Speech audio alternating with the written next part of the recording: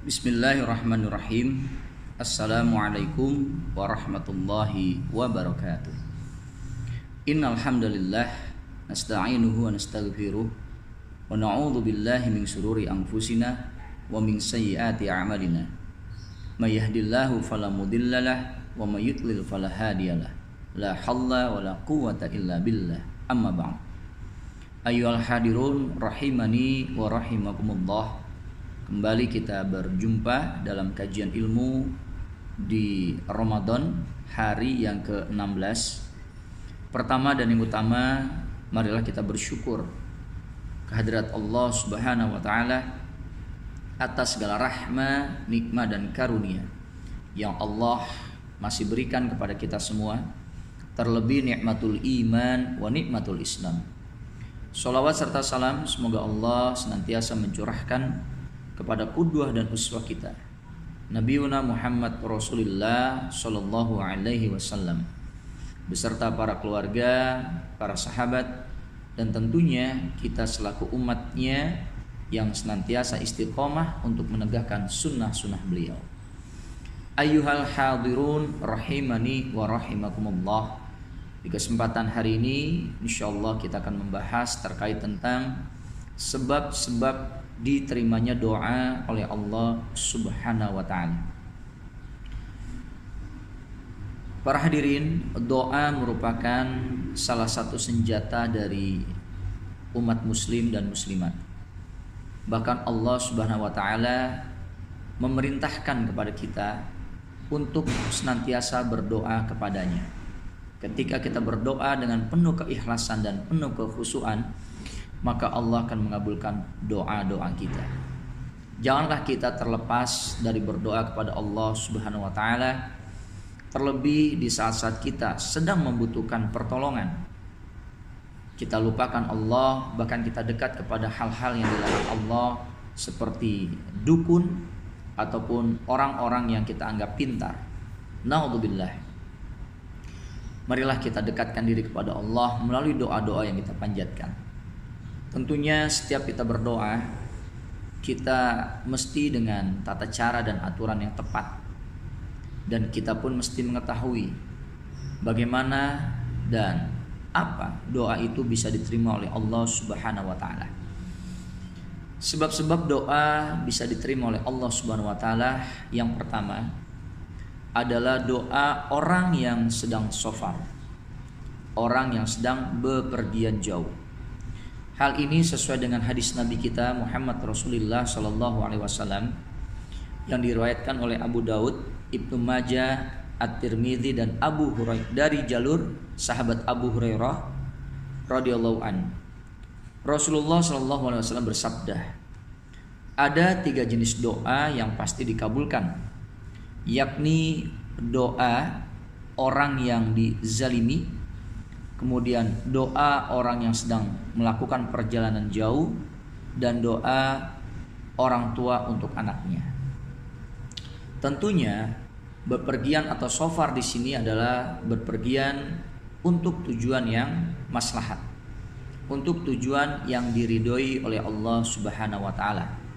Sebagai contoh, seorang anak yang ingin melanjutkan studi atau pendidikannya ke daerah yang jauh dari tempat kelahirannya, terlebih untuk ilmu-ilmu syariat atau ilmu-ilmu agama, misalkan ke luar negeri, ke Madinah atau ke tempat-tempat lain, maka dia berdoa, ya Allah, permudahlah urusanku, jadikanlah perjalanan aku dalam mencari ilmu Engkau mudahkan, dan jadikanlah ilmu yang aku nanti pelajari dan peroleh bermanfaat bagi diriku dan bagi orang banyak. Nah, ketika dia berdoa seperti ini dengan niat yang tulus untuk melakukan perjalanan lillah, Allah pun akan mengabulkan doa dari orang tersebut, karena tujuannya jelas, untuk maslahat dan untuk lillah. Ini sebab yang pertama. Sebab yang kedua, doa diterima oleh Allah Subhanahu wa taala, yakni doa yang dipanjatkan oleh orang yang berada dalam keadaan yang memprihatinkan. Hal ini sesuai dengan hadis Nabi kita Muhammad Rasulullah sallallahu alaihi wasallam Rasulullah Shallallahu Alaihi Wasallam bersabda, betapa banyak orang yang rambutnya tidak rapi, wajahnya penuh dengan debu, dan penampilannya lusuh. Tetapi apabila ia berdoa, Allah akan mengabulkannya. Dari hadis ini kita bisa pelajari bahwa orang-orang yang berada dalam kondisi memprihatinkan, baik itu prihatin dalam sisi ekonomi, prihatin dalam kerawanan keamanan jiwanya, seperti saudara-saudara kita di Palestina yang amat sangat dizolimi oleh bangsa kera Israel laknatullah, maka niscaya ketika dia berdoa dengan khusyuk, Allah akan kabulkan doa-doa mereka. Begitupun saudara-saudara kita yang terhimpit dalam kesulitan ekonomi, yang betul-betul berjuang untuk peningkatan ekonomi keluarganya dengan tentu cara-cara yang syar'i. Bagi saudara-saudara kita yang terhimpit ekonomi, berjuang untuk peningkatan ekonomi keluarganya, tentu dengan cara-cara yang syar'i yang diridhoi oleh Allah. Dia berdoa dengan penuh kehusuan, insya Allah doa mereka akan dikabulkan oleh Allah Subhanahu wa ta'ala. Sebab yang ketiga adalah ketika kita berdoa, menengadahkan kedua tangan kita ke langit. Ini merupakan salah satu adab dalam berdoa. Imam Ahmad, Abu Daud, dan At-Tirmizi meriwayatkan dari sahabat Salman Al-Farisi dari Rasulullah Shallallahu Alaihi Wasallam bahwa beliau bersabda, sesungguhnya Allah Maha Pemalu dan Pemurah. Dia malu jika ada hambanya yang mengangkat kedua tangannya untuk berdoa lalu ditolaknya dan kembali tanpa hasil apapun. Adab ini mesti kita praktikkan setiap kali kita berdoa.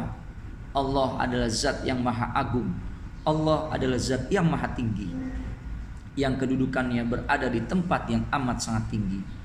Sudah sepantasnya lah kita memohon dengan mengangkat tangan kepada Allah untuk memanjatkan doa-doa yang kita inginkan agar Allah mengabulkan doa kita.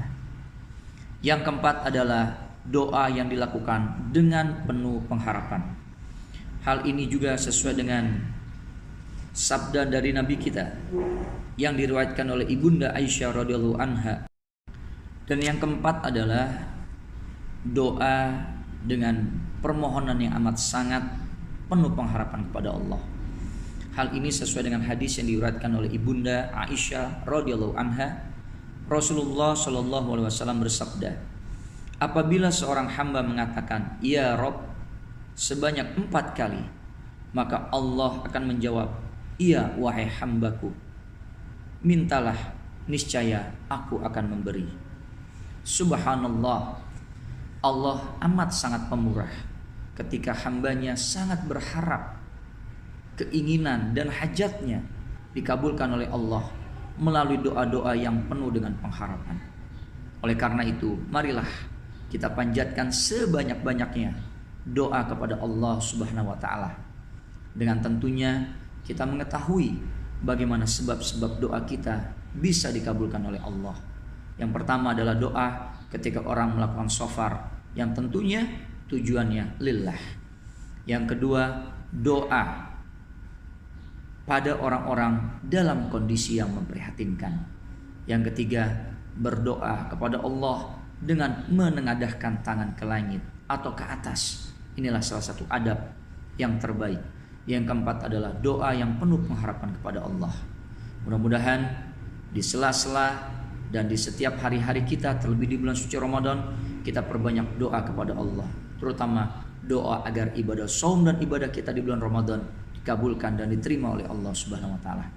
Demikianlah yang sedikit ini, mudah-mudahan menjadi hal yang bermanfaat ketika kita praktikkan dan kita amalkan. Ketika ada hal yang kurang tepat, saya mohon dibukakan pintu maaf. Kita tutup dengan membaca doa kafaratul majlis. Subhanakallahumma wa bihamdika asyhadu an la ilaha illa anta astaghfiruka wa atubu ilaik. Wal afu minkum. Wassalamualaikum warahmatullahi wabarakatuh.